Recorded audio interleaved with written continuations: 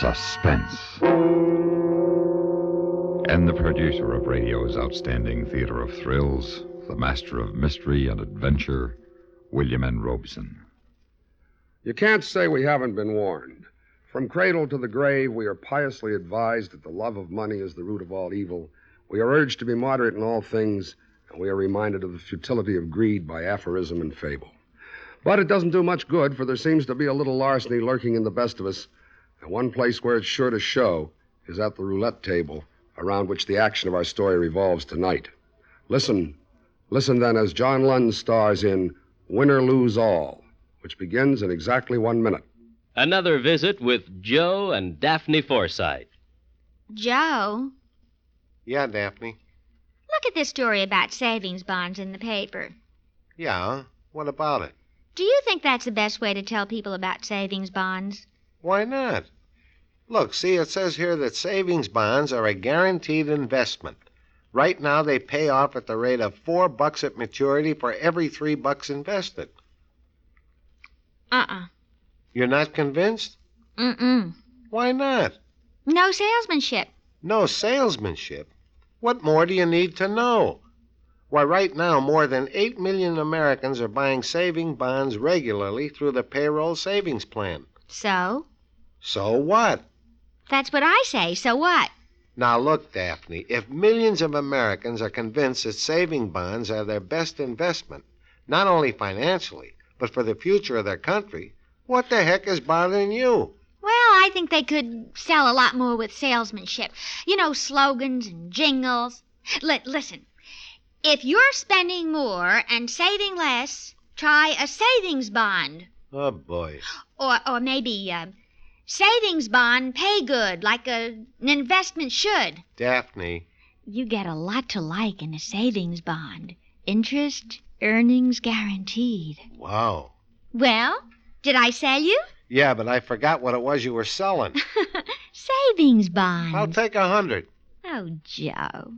And now, Winner Lose All, starring John Lund. A tale well calculated to keep you in suspense.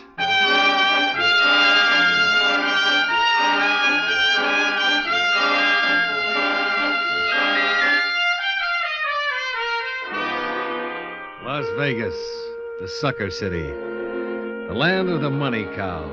And in my pocket, I had a permit to milk it, a system to beat the wheel. But first, I had to convince one of the farmers tending the cow that I wasn't going to take too much. And that wasn't going to be easy. After about a week of nosing around, I decided on the place I was going to hustle. The owner was a guy named Carlin, Walter Carlin. And he wasn't doing as well as he wanted to, but then, who is? Come in. Mr. Carlin? That's right. Who are you? My name is Bob Richards. I've got a proposition for you. Goodbye, Mr. Richards. Now listen to me for 1 I minute. said goodbye, Mr. Richards. But I want to give you something for nothing. Nobody ever gave anybody something for nothing. I will. Guaranteed. All right. You got 1 minute. Make your pitch.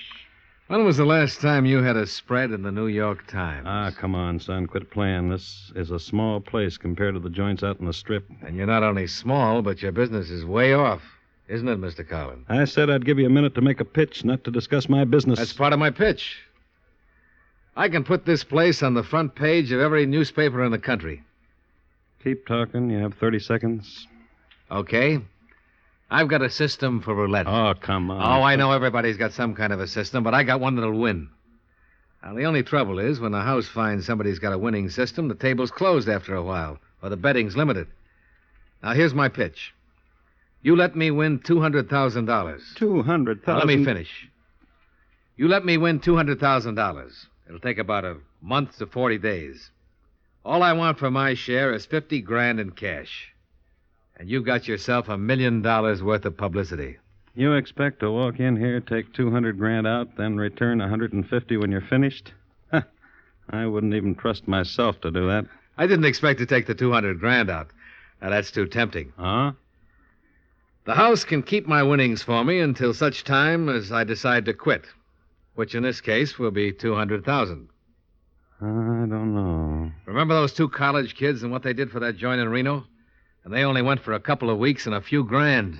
You're sure your system works? What do you care? If it works, you're in. If it doesn't, I lose my own dough. All right. On one condition. Name it. Stretch it out to 2 months, and you got a deal. I can really use that kind of publicity. Okay. When do you want to start? Tonight. Fine. Oh, just one more thing, Richards. Yeah? Be a smart boy. Don't try anything that might get you into trouble. Well, the only thing that could possibly get me in trouble is your 200 grand. And how could I possibly get my hands on it? See you later, Mr. Carlin. After I finish this trick here, honey, we'll head for Rio, Buenos Aires, Monte Carlo, the whole circuit. Everywhere we go, we'll pick up a bundle like this one. Oh, Bobby, you are the clever one. Well, naturally, I picked you, didn't I? Bobby, Yeah? when do we get married? As soon as I turn this trick. Well, why not now? Because I want the South America trip to be a honeymoon. Okay? Okay. Well, I gotta get going. Maybe I'll drop in later and watch you. No. Well, why not? Stay out of there. I don't want anybody to know about you. Well, what's the matter? You ashamed of me? Oh, of course not. But I want them to think I'm a lone wolf. It's safer that way.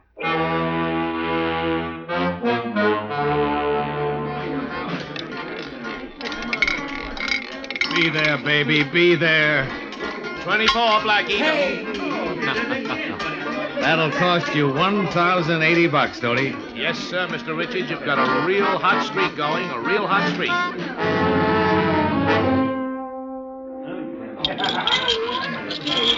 Well, that's it for now, Stoney. Be back tomorrow, Mr. Richards? Why not? This first week is only the beginning.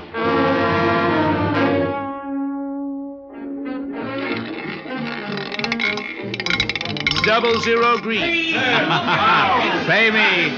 I guess I'm just lucky, Stoney. Just lucky. Here are the figures for the week, Mr. Carlin. You want detail or a quick rundown? Just a quick rundown. Okay. This is for the third week of operation since the kid came in with his system. Mm-hmm. He's into the house for about $83,000. Got it? In that same period, our gambling gains have doubled. The bar is 500% over, and see right here, the morning business is almost triple what it was 4 weeks ago. Mm-hmm. Oh, there's another magazine crew coming in to do a layout this evening, too. Well, take care of them. Give them everything they want, and don't let them spend a dime. Mm-hmm. It's cheap enough for the publicity we're getting.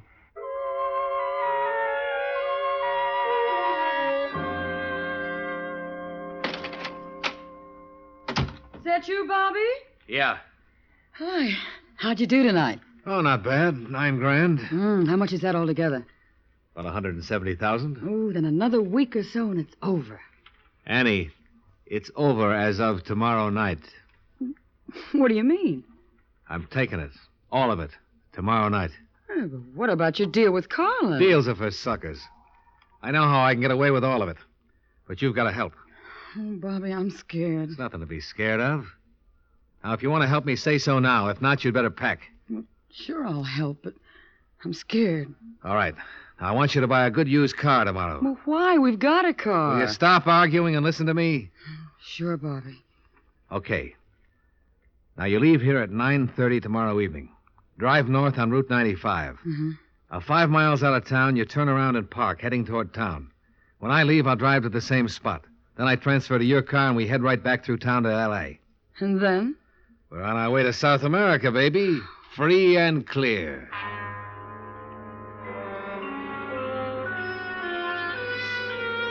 You couldn't really call it a gamble. It was a cinch bet. And the power of the press cinched it. I tipped Wally Campbell of National News Service to be at the joint that night with a photographer, and I was all set to make my play. Aren't you going to bet this one, Mr. Richards? Huh? Oh, yeah. 20 on black, 10 even, and 10 on the first 12. Thank you. All bets down. Here we go. Hiya, Bob. Oh, hiya, Wally. I'll be with you in a minute. Oh, by the way, I want to introduce you to Mr. Carlin. He owns this place. Mr. Carlin. Yeah? This is Wally Campbell of the National News Service. Oh, how do you do? Hello, Mr. Carlin. 8, black even. Well, I guess that does it. Taking a break, Richards? No, Mr. Carlin. No, I quit. Huh? I figure the house owes me exactly, let's see, with what I have here, 350, exactly $179,550. But I want the croupier to have 550, so that leaves a round figure of $179,000. Well, look. I want it in cash, and I want it now. Wally, you can start taking pictures anytime now. Yeah, right. Hank, come on over here and set up, will you? Stoney, the table is closed. Yes, sir. What are you trying to pull, Richards? I'm not trying to pull anything. I just want my money, that's all. Why, you lousy double-crossing chiseler, I'll take... Wally, over here, will you? Yeah, what do you want? Mr. Carlin wants to make a statement. Huh? Go ahead, Mr. Carlin, make a statement.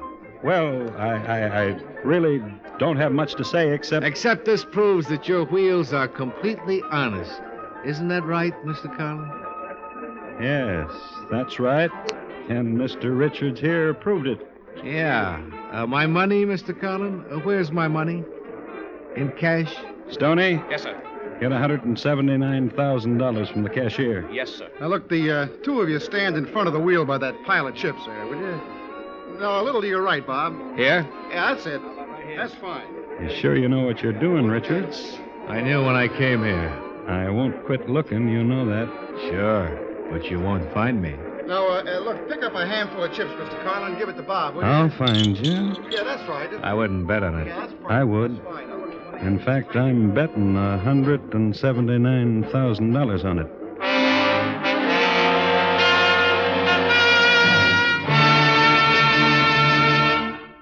In a moment, we continue with the second act of Suspense. The Evolution of a Medal. In 1847, during the war with Mexico, Congress established a citation award for conspicuous service by members of the United States Army. This was the Certificate of Merit, strictly for Army enlisted men. In 1891, almost a half-century later, non-commissioned officers became eligible to receive the certificate. No medal went with this award until 1905, when a coin-shaped medal in bronze bearing a Roman eagle was approved and adopted. The suspension ribbon was vertically striped in red, white, and blue. In July 1918, Congress abolished the Certificate of Merit, replacing it with the Distinguished Service Medal and the Distinguished Service Cross. The medal is awarded for exceptionally meritorious service to the government, while the cross is reserved to honor extraordinary heroism in connection with operations against an armed enemy. Before the Certificate of Merit was discontinued in 1918, 1,211 enlisted men had received the award. Given in recognition of gallantry in action or exceptionally meritorious service during time of peace, the Certificate of Merit retains an important place among America's historic medals. And now, starring John Lund, Act Two of Winner Lose All.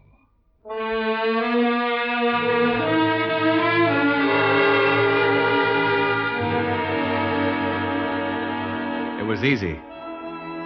Almost too easy. I found myself with $179,000 done up in a nice gray canvas bag like they use in the bank. Now all I had to do was meet Annie, change cars, and I had it made. Annie's a nice kid. A $50,000 type kid. Not a $179,000 type. But for now, I needed her. For now. Maybe later I wouldn't. Is that you, Bobby? Yeah, it's me. Oh, boy, I began to get worried. Well, I'm here. Now get going. Is everything okay? I said let's get going. All right. I'm getting into the back seat. I'm going to stay down on the floor. Drive easy and legal, and as soon as we're on the other side of town, let me know. Till then, don't say anything and don't look back. Just drive.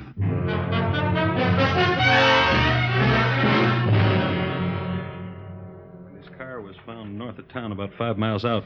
I guess he got into another car there. Well, then where'd he go? Name it and you can have it. Tonopah to Reno, Barstow to L.A., Purdue to El Centro to Mexico. Mm-hmm. Well, what do we do now? Find him. Nobody suckers me, nobody.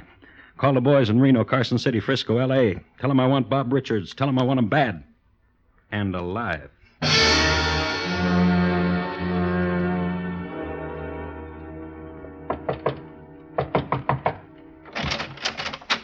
Bobby? Bobby? Hey, Bobby boy, where are you? Bobby!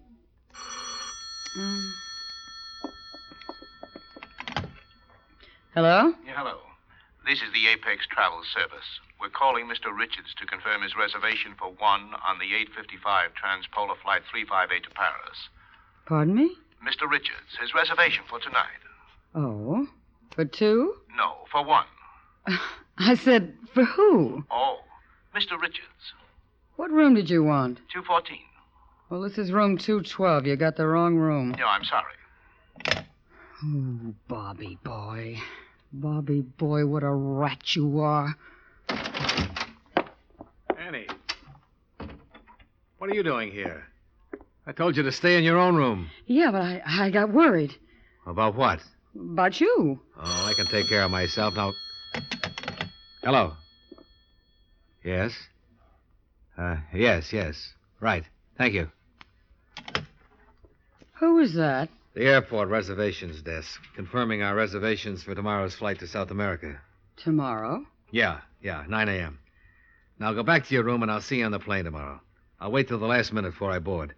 Just playing it safe, you know? Bobby, where's the money? In a brand new suitcase stashed in one of those 24-hour lockers at the airport. You don't miss a trick, do you? I can't afford to, honey. Now be a good girl. Run along. I'll see you on the plane tomorrow morning. So long, Bobby. So long, Annie. See you tomorrow. Yes, Bobby. Tomorrow.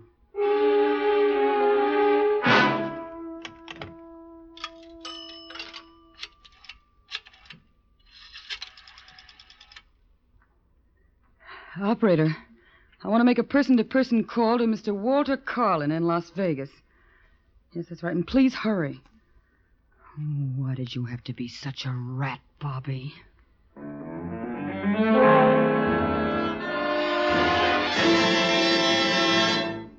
In a moment, we continue with the third act of Suspense. We have together ample capacity and freedom to defend freedom. This is NATO, the North Atlantic Treaty Organization. In addition to the obvious military organizations and commands of NATO, civilian council committees under the International Staff and Secretariat are constantly at work coordinating political affairs, information services, economic matters, production, logistics, scientific affairs, civil emergency planning, and financial problems concerned with the maintenance of this vast and vigorous alliance. The United States of America is a part of NATO. You should be aware of and alert to the objectives and programs of the North Atlantic Treaty Organization. And now, starring John Lund, Act 3 of Winner Lose All.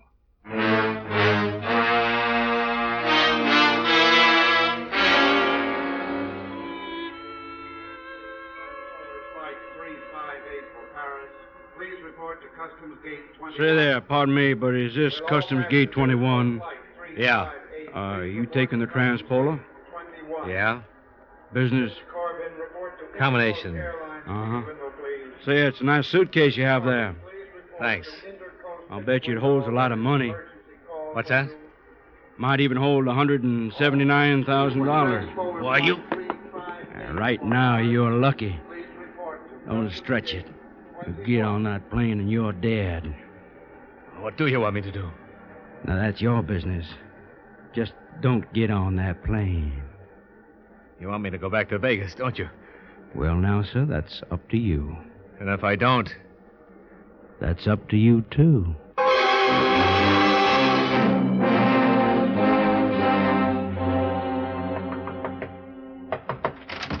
Let me in, quick. What's the matter, Bobby? You look pale. They found me.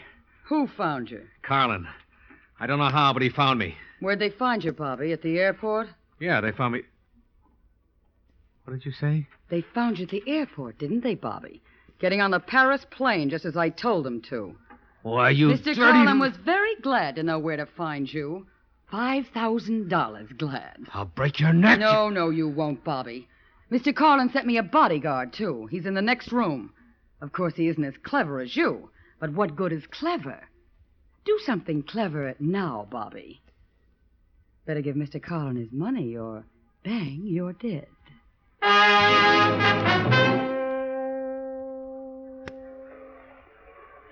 You got a bus that goes to Mexico? Not direct. You change at San Diego for San Isidro, and you get a bus San Isidro to Tijuana. Fine. How soon does it leave? About an hour, 11:55 p.m. Okay, give me a... Bang, you're dead. Get on that bus and you're dead. Leave me alone! Like I said, don't stretch your luck.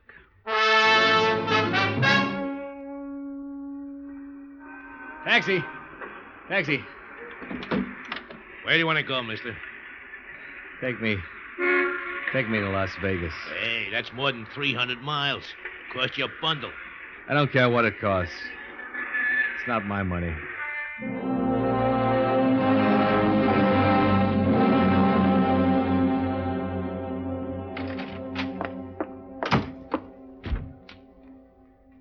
Well, here it is, Carlin.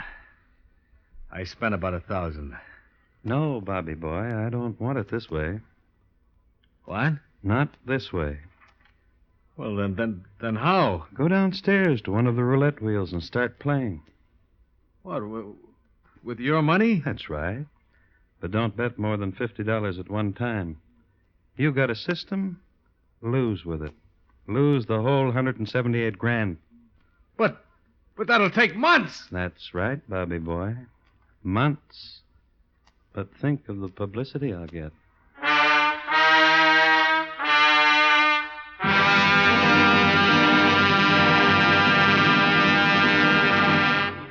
Suspense, in which Mr. John Lund starred in William N. Robeson's production of Win or Lose All by Ross Murray. Supporting Mr. Lund in Win or Lose All were Rita Lynn, Lou Merrill, Eddie Marr, Jack Crucian, and Sam Pierce. Listen. Listen again next week when we return with another tale well calculated to keep you in suspense.